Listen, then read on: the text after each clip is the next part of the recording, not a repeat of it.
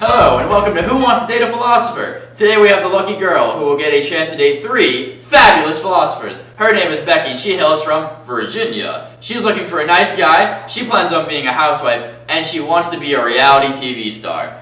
Her major is philosophy because she wants to find the meaning of life. Make sure to give her a warm welcome as she joins us on stage. Hey everybody! Woo! Follow me on Twitter and Instagram at Becky. We're looking for a guy.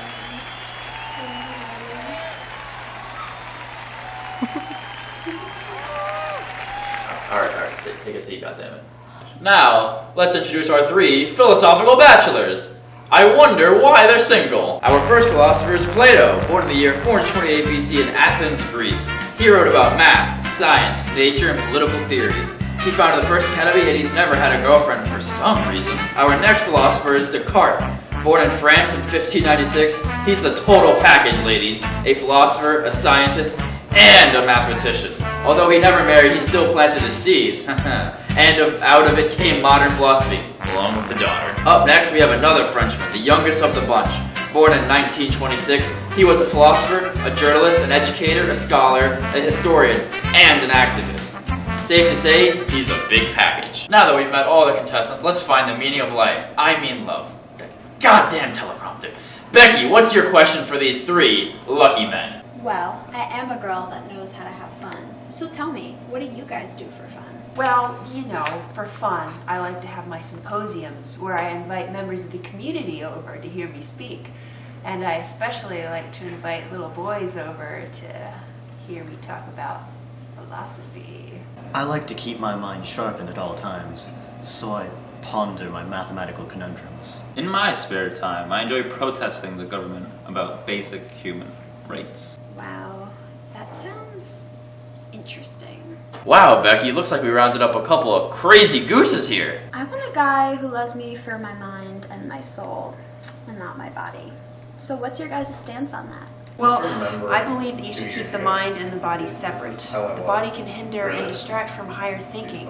A vulgar lover is one who loves the body rather than the soul. The man whose love is bound to be inconsistent, since what he loves is mutable and unstable. The moment the body is no longer in bloom, he flies off and away, his promises and cows in tatters behind him. How different from this is a man who loves the right sort of character, and who remains his lover forever, attached to something that's permanent. Wow, I don't know what that means, but it sounds beautiful. I think, therefore I am. Thinking is another attribute of the soul. And here, I discover what properly belongs to myself. This alone is inseparable from me. I am. I exist. This is certain, but how often? As often as I think, for perhaps, would even happen. If I should wholly cease to think, that I should, at the same time, altogether cease to be. I now admit nothing that is not necessarily true. I am therefore, precisely speaking, only a thinking thing, that is, a mind, understanding, or reason. Terms whose signification was before unknown to me. Wow, I'm not sure I know what that means either, but you sure do sound like you know what you're talking about.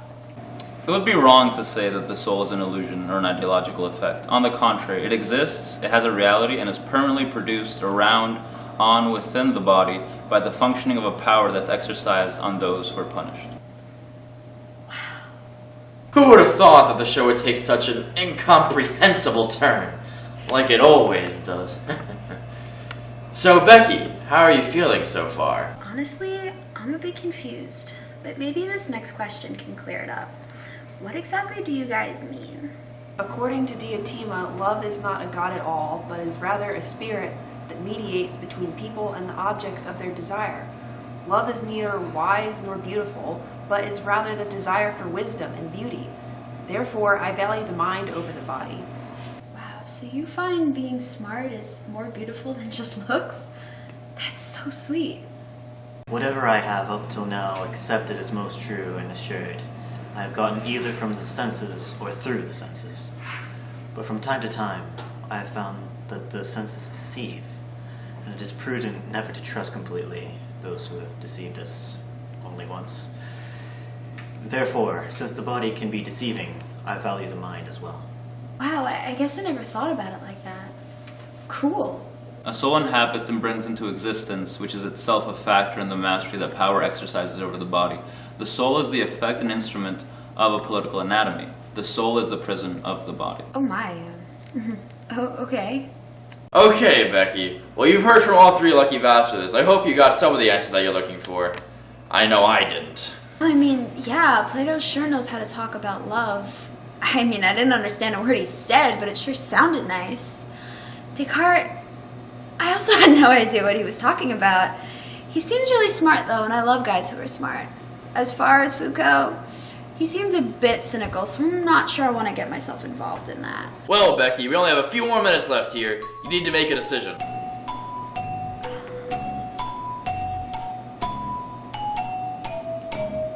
Can I ask them one more question? I guess. Is it really going to help, though? Yes, honestly, this question is all or nothing. Go for it, then. Okay, guys, listen, this is very important to me. Please really think this question through because it can be a real deal breaker if we don't agree. So, do you like pineapple on your pizza? Pineapples? No. Gross. Who likes pineapple on their pizza? That is disgusting. I do enjoy my pizza with escargot, though. Oh, shit. What's all the ruckus about? I love pineapple on my pizza. It is 2016 after all. Come dear, don't be a Socrates.